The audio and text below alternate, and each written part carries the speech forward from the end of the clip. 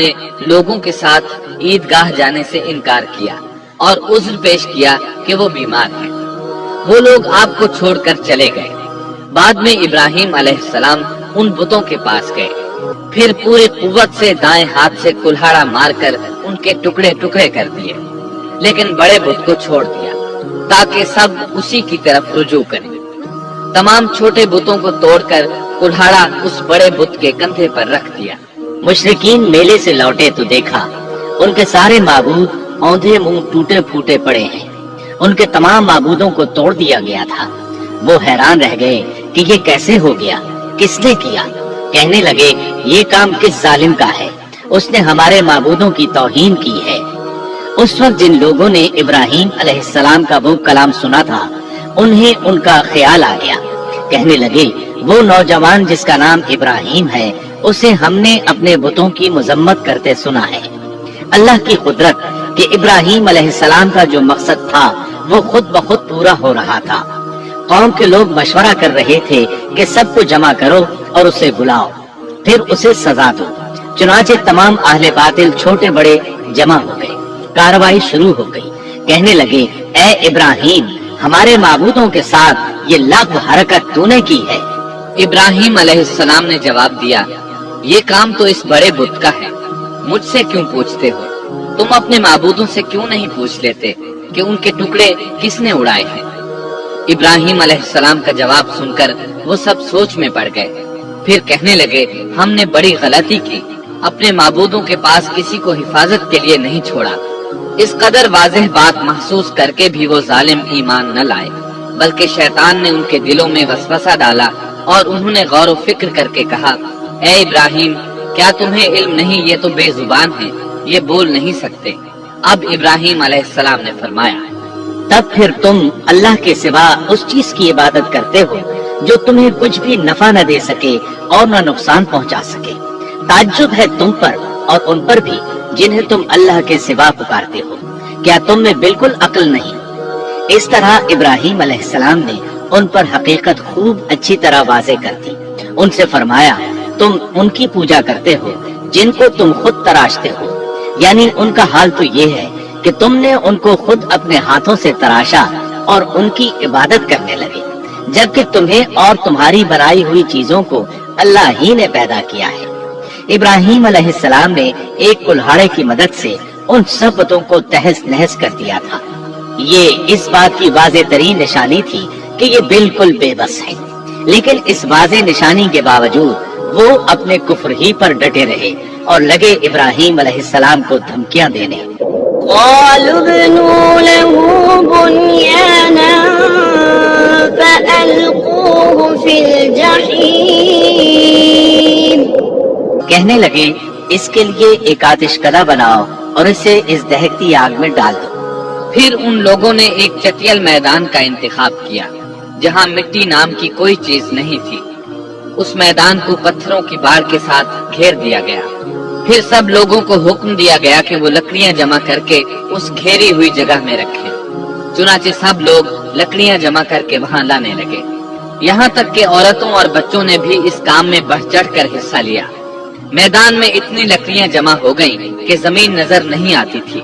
یہ لکڑیاں زمین پر ایک اونچی دیوار محسوس ہوتی تھی۔ پھر ان لکڑیوں کو آگ لگائی گئی۔ جب آگ کے شعلے آسمان سے باتیں کرنے لگے تو انہوں نے ابراہیم علیہ السلام کو آگ میں ڈالنے کے لیے ایک جھولا تیار کیا۔ اس میں سیدنا ابراہیم علیہ السلام کو رکھا گیا۔ اس وقت آپ نے یہ دعا پڑھی، حسبنا اللہ ونعم الوکیل۔ ہمیں اللہ کافی ہے اور وہی بہترین کارساز ہے۔ یہ کلمہ ہر محتاج اور مصیبت زدہ کو پڑھنا چاہیے۔ بخاری میں ہے، رسول اللہ صلی اللہ علیہ وسلم نے فرمایا، حسبنا اللہ و نعم الوکیل ابراہیم علیہ السلام نے اس وقت فرمایا تھا جب انہیں آگ میں پھینکا جانے لگا تھا۔ مطلب یہ کہ ہم اللہ ہی پر بھروسہ کرتے ہیں، اس کے سوا ہمارا کسی پر بھروسہ نہیں۔ بعض روایات میں یہ بھی ہے کہ جب ابراہیم علیہ السلام کو آگ میں ڈالا جانے لگا تو جبریل علیہ السلام آئے اور کہا، اے ابراہیم، کوئی حاجت ہے تو میں حاضر ہوں۔ ابراہیم علیہ السلام نے فرمایا، اگر تم اپنی مرضی سے آئے ہو تو مجھے تمہاری کوئی ضرورت نہیں۔ ایک دوسری روایت میں ہے کہ بارش کے فرشتے نے حاضر ہو کر کہا تھا، اے ابراہیم مجھے حکم دیجئے میں بارش برسا کر اس آگ کو بجھا دوں، لیکن ایسی تمام روایات ضعیف ہیں۔ یوں بھی اللہ کا حکم ان سے پہلے کام کرنے والا تھا۔ اللہ تعالیٰ سورہ انبیاء آیت 69 اور 70 میں فرماتے ہیں، قلنا يا نار كوني بردا وسلاما على إبراهيم وأرادوا به كيدا فجعلناهم الأخسرين۔ ہم نے کہا اے آگ ابراہیم پر ٹھنڈی ہو جا اور سلامتی والی ہو جا۔ گو انہوں نے ابراہیم کا برا چاہا لیکن ہم نے انہیں ہی نقصان پانے والا کر دیا۔ چنانچہ جب ابراہیم علیہ السلام کو آگ میں ڈالا گیا تو وہ ٹھنڈی ہو گئی۔ ابن عباس رضی اللہ عنہما فرماتے ہیں، اگر اللہ تعالیٰ آگ سے یہ نہ فرماتے کہ سلامتی والی ٹھنڈی ہو جا تو وہ اس قدر سرد ہو جاتی کہ اس کی ٹھنڈک سے تکلیف محسوس ہوتی۔ گویا آگ بھی اللہ کے حکم کے بغیر نہیں جلا سکتی، چھری اللہ کے حکم کے بغیر نہیں کاٹ سکتی، اس لیے کہ یہ بھی اللہ کی مخلوق ہیں اور ان کی قدرت بھی اللہ کے پاس ہے۔ وہ چاہے تو ان کو قدرت عطا کر دے، چاہے تو قدرت واپس لے لے۔ آگ کو ٹھنڈا ہونے کا حکم ہوا، وہ ٹھنڈی ہو گئی۔ اس نے نہ ابراہیم علیہ السلام کے کپڑے جلائے، نہ جسم کے کسی حصے کو کوئی نقصان پہنچایا، صرف وہ رسیاں جلائیں جن سے آپ کو باندھا گیا تھا۔ سبحان اللہ۔ لوگ آگ کے گرد اس انتظار میں کھڑے تھے کہ جو ہی انہیں آگ میں پھینکا جائے گا وہ جل کر راکھ ہو جائیں گے، لیکن وہ یہ دیکھ کر حیران رہ گئے کہ ابراہیم علیہ السلام بڑے ناز سے آگ کے درمیان بیٹھے ہیں۔